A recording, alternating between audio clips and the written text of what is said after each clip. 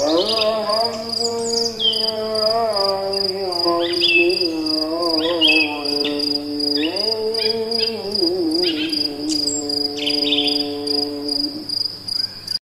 terakhir ya.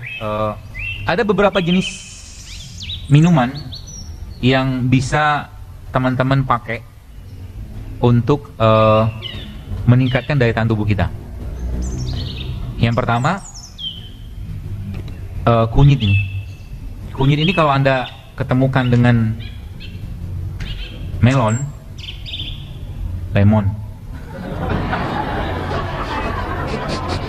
ngetes masih connect gak? Nyata enggak. Ketika kunyit ini ketemu sama jeruk ya, seperti ini, efeknya dia bisa membersihkan liver ya. Dia sebagai obat pusing juga bisa ya. Kemudian dia juga bisa digunakan untuk minuman ya sebelah mungkin anti kanker gitu ya. Ini kunyit sama jeruk nipis. Kemudian lagi namanya sini nggak ada, tapi teman-teman bisa dapatkan, namanya beetroot. Beetroot itu buah beet ya, buah beet itu kalau Anda nanti blender dicampurkan sama ini juga, dia juga bisa menurunkan tensi ya. Kemudian bisa untuk meningkatkan memperbaiki orang yang anemia ya. Juga Anda bisa tambahkan dengan kurma ya. Nanti buah beet itu kalau teman-teman ada yang anemia atau kurang darah ya, Anda bisa blender sama kurma, campurkan sedikit sama itu. Sama itu tadi yang ini kunyit sama jeruk nipis ini, sedikit Anda tambahkan dengan lada hitam ya, dia bisa meningkatkan penyerapannya. Kemudian ya ini agak jarang, cuman kalau dapat alhamdulillah itu tuh wheatgrass. Wheatgrass itu daun ya, daun dari gandum itu loh, itu tinggi banget antioksidannya. Kalau nggak ketemu bisa pakai yang hijau-hijau kayak begini nih, brokoli, atau yang salah satu yang tertinggi adalah seledri. Tapi seledri mungkin rasanya memang agak-agak berat untuk dikonsumsi ya. Kalau saya biasanya kalau ketemu itu saya campurin sama apel. Itu bisa menurunkan tensi, kolesterol, tapi dia cepat banget nurunin tensi. Hati-hati, jadi kalau yang sudah darahnya rendah, hati-hati minum itu ya. Ada beberapa jenis ya lemak yang teman-teman juga bisa konsumsi ya. Misal beberapa pilihannya ya. Yang paling bagus alpukat ya. Jadi alpukat itu jangan beli yang di jus-jus itu. Kalau Anda mau beli yang jus-jus itu, bawa madu dalam tasnya, jadi nanti pemanisnya pakai madu. Kalau nggak kurma ya. Terus minyak VCO itu lemaknya bagus ya. Kemudian olive oil atau zaitun, salah satu minyak yang paling baik yang mengandung unsaturated fatty acid, jadi asam lemak tak jenuh, itu sangat baik untuk dikonsumsi tiap hari. Jadi kalau teman-teman mulai biasakan malam juga menjelang tidur atau pagi-pagi minum zaitun 1 sendok nggak apa-apa. Kalau nggak bisa minum yang pakai sendok, kapsul juga nggak apa-apa ya. Itu beberapa yang kita gampang dapatkan tuh, beberapa jenis lemak ya, beberapa jenis lemak-lemakan yang kita bisa konsumsi ya. Bukan berasal dari lemak-lemak yang digoreng kayak tadi saya katakan ya produk yang digoreng lah ya. Jadi kalau mulai men-challenge diri Anda ya, jadi mulai men-challenge diri Anda dalam keseharian kita itu, salah satunya adalah dengan cara ya menghindari makanan-makanan yang diolah dengan minyak ya. Pagi-pagi saran saya, jangan lagi makan makanan yang berminyak pagi-pagi. Semua yang berminyak atau digoreng pagi-pagi jangan lagi. Contohnya apa? Ya gorengan gitu kan. Nasi goreng apa lagi? Nasinya sudah tinggi gulanya, ditambah dengan minyak. Lengket nggak di usus? Lengket ya, seperti itu. Jadi itu minyak. Kemudian apalagi pagi-pagi cobalah untuk tidak mengkonsumsi atau menghindari produk yang banyak atau tinggi gula pasirnya. Ini tips ini sederhana, tapi kalau teman-teman ikutin, banyak sekali menang banyaknya kita ya. Jadi pagi-pagi kalau Anda pengen minum kopi silakan, tapi jangan pakai gula. Jangan kopi saset. Kopinya kopi bubuk Ya, kopi bubuk. Minum kopi aja bagi-bagi bisa. Ya. Dia termasuk pembakar lemak juga. Itu. Kemudian mulailah mengurangi konsumsi nasi putih. Ya, mulai konsumsi nasi putih. Diganti dengan apa? Buah juga karbohidrat, nggak masalah. Ya, kan nasi juga karbohidrat. Ya, gitu. Baik, saya kira mungkin cukup. Ada waktu 15 menit kalau ada yang mau tanya. Ya.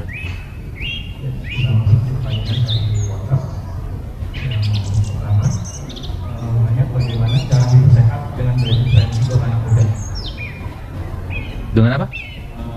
Jadi dia anak muda, dia ingin hidup sehat sekaligus dengan cara yang mana? Ya puasa. Betul nggak? Nggak keluar duit.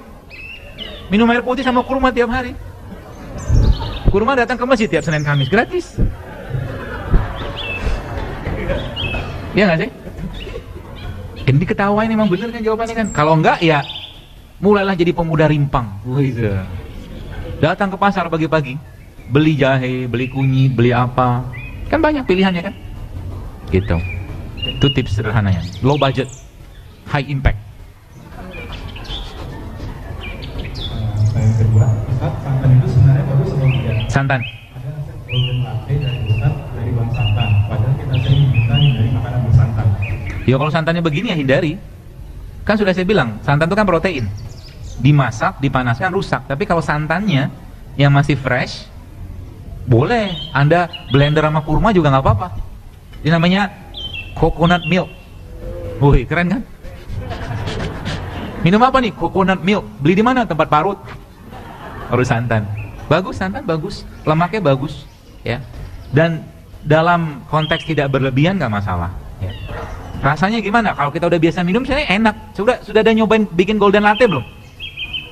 Nanti bisa lihat tuh di postingan saya. Jadi santan ketemu kunyit di blender. Saya sempat minum yang sudah jadi waktu itu di Bandung, enak sekali. Ya, golden latte namanya. Bagus. Assalamualaikum. Bagaimana cara menghindari diri dari polusi udara yang ada di Jakarta? Dan makanan apa yang baik untuk menjaga kesehatan para makhluk di tanah? Terima kasih. Jangan keluar rumah. Betul nggak? Ke Jakarta nanya begituan bro. Mana bisa lah. Mau ngarapin Jakarta ada gunung ya, boro-boro, Gunung Agung ada. Tapi caranya kan bisa, dengan polusi kayak begitu ya, mulailah mengurangi atau menyetop makanan yang nggak sehat. Jangan lagi minum minuman kemasan yang tinggi gula, apa segala macam. Mulai biasakan menjadi pemuda rimpang, pemuda buah, gitu kan, bawa kemana-mana. Siapa tahu ada, jadi apa yang kita kerjakan itu siapa tahu menginspirasi orang lain kan, gitu loh. Jadi jangan bangga misalkan bawa minuman-minuman kemasan, jus-jus dalam kemasan yang sudah banyak pengawet segala macam, ngapain? Ya. Jadi salah satu caranya apa? Ya kita mulai membiasakan kayak begini. Jadi dalam tasnya nanti ya, kalau mungkin kerja atau apa ya, ada buah, ada kurma, ada apa gitu. Cara paling mudahnya gitu. Kalau saya di Jakarta kayaknya agak sulit. Ya, kecuali pindah ke daerah desa. Ya, makanya orang desa itu coba Anda lihat, orang desa itu kan wajahnya senang-senang gitu loh. Ya, karena nggak kena polusi. Gitu. Bagaimana solusinya untuk yang maksudnya shifting tenaga kesehatan saat jaga malam dari jam 8 malam sampai jam 8 pagi, makanan apa saja yang boleh dimakan? Pertanyaan berat sih. Kalau saya saran sih, kalau memang memungkinkan, pertama cari pekerjaan yang tidak shift. Kalau memungkinkan.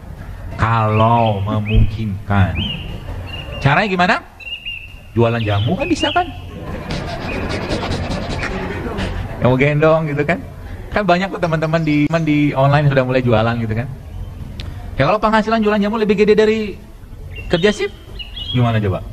Lebih bagus kan? Kalau memungkinkan. Kalau tidak memungkinkan, yang pertama sempatkanlah malam itu untuk tidur. Ya, sempatkanlah. Entah sejam, setengah jam atau apa, harus ada jadwal tidurnya. Ya.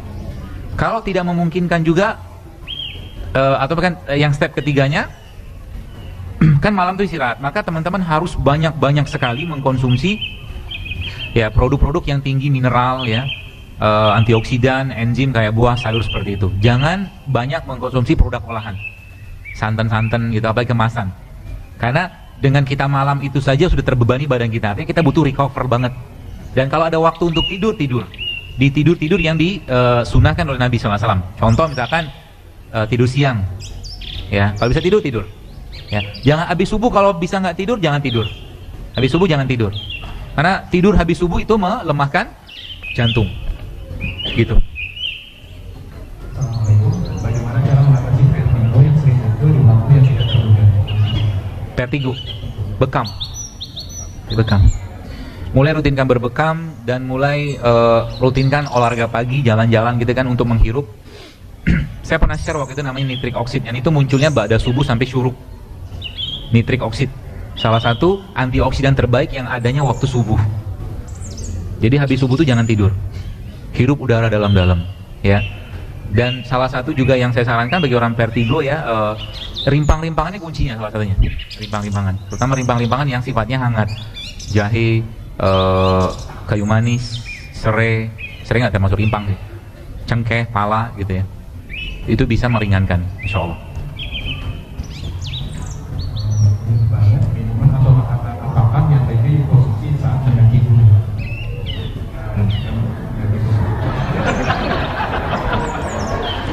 Saya tanya, daki gunungnya buat apa? Tafakur nggak tiap bulan juga kan naik gunung. Saya bukan anti naik gunung ya. Saya pernah naik gunung, cerita sedikit. Gunung apa tuh? Gunung yang di Malang itu loh. Oh ya, Bromo, yang ada Ranu Kumbolo itu. Semeru. Kan tuh gunung kan terjal banget tuh. Betul kan? Jadi habis masuk dari Ranu Mati itu, saya sampai ke Ranu Mati. Gini-gini saya pernah naik gunung ini. Sampai Ranu Mati, kan malam tuh naik gunungnya kan. Wah, makin terjal itu. Cerita sedikit, ya.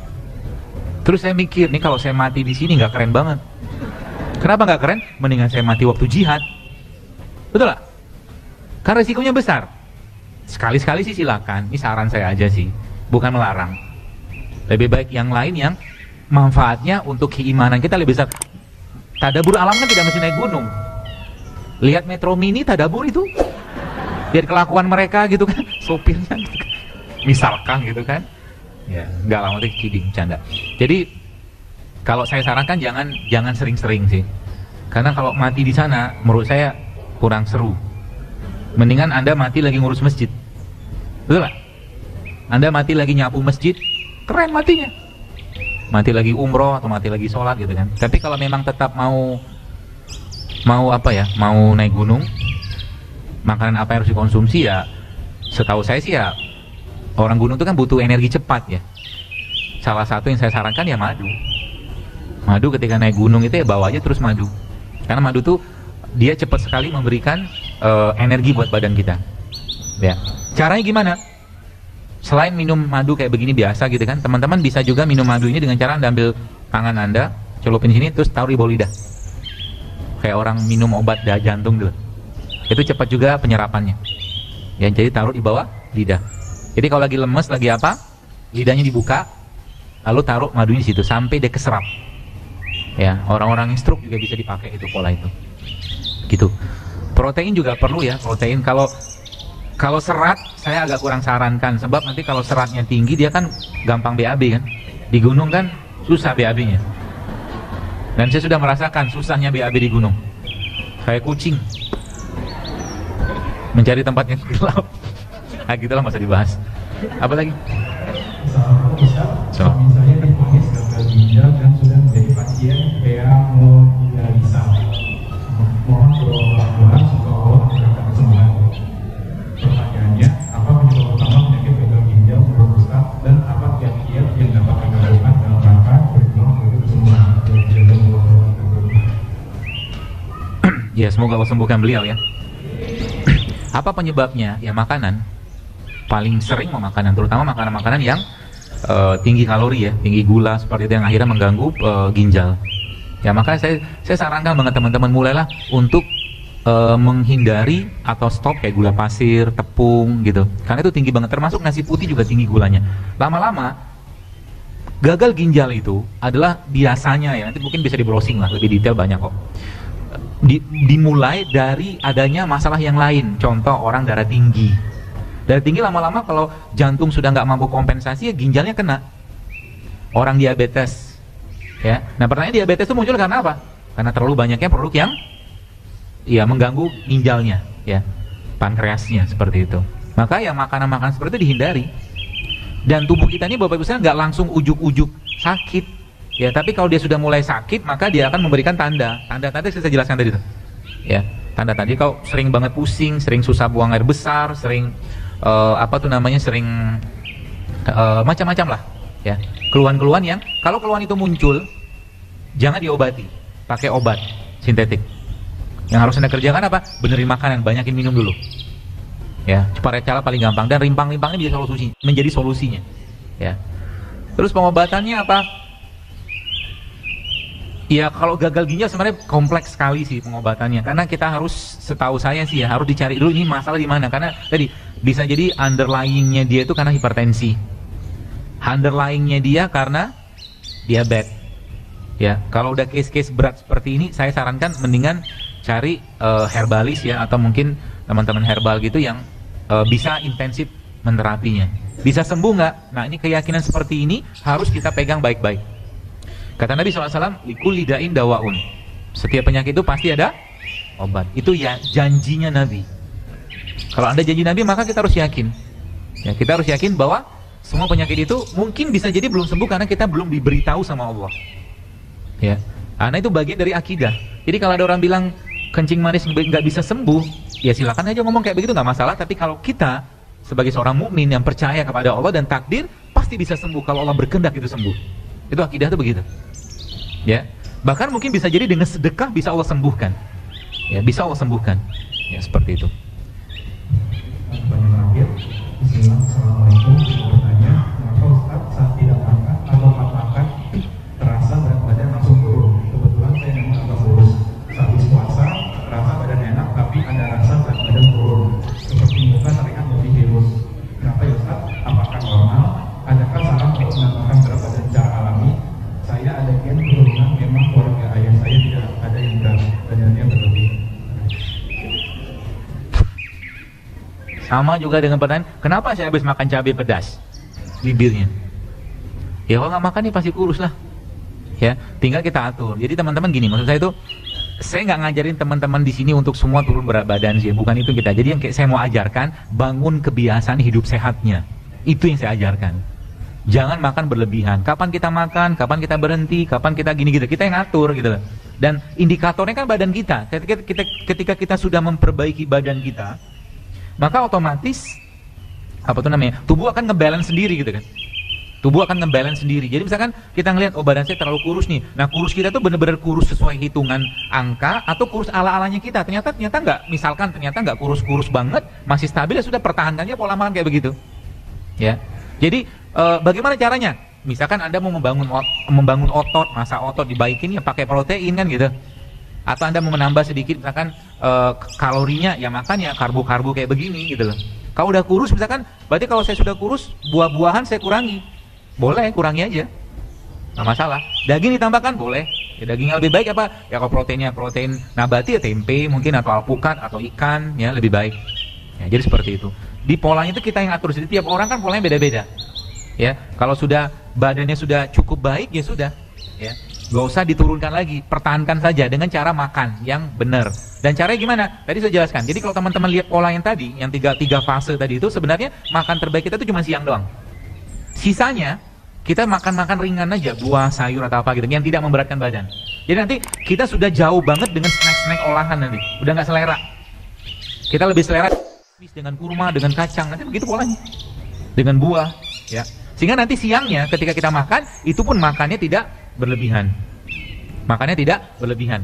Sehingga kalori yang masuk tidak sampai penuh terus-menerus gitu. Jadi tubuh kita itu seakan-akan berada pada fase lapar terus.